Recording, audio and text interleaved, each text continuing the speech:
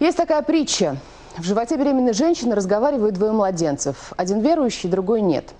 Один спрашивает другого: «А ты веришь в жизнь после родов?»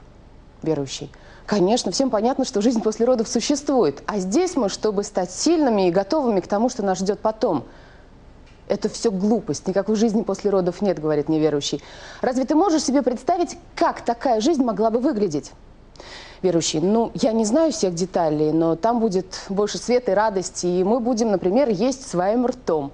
«Да это смешно. У нас есть своя пуповина, и она нас кормит. А оттуда еще никогда и никто не возвращался. Жизнь просто заканчивается родами». Верующий: «Нет, я точно не знаю, как будет выглядеть наша жизнь после родов, но в любом случае мы увидим маму, и она позаботится о нас». «Маму?» – спросил неверующий. «Ты веришь в маму? И где же она находится?» «Да она везде, она вокруг нас. Благодаря ей мы живем, а без нее мы ничто». Неверующий младенец: «Полная чушь. Я не видел никакой мамы, поэтому очевидно, что ее просто нет».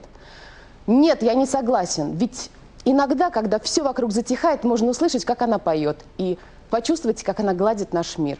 Я верю, что наша настоящая жизнь начнется лишь после родов.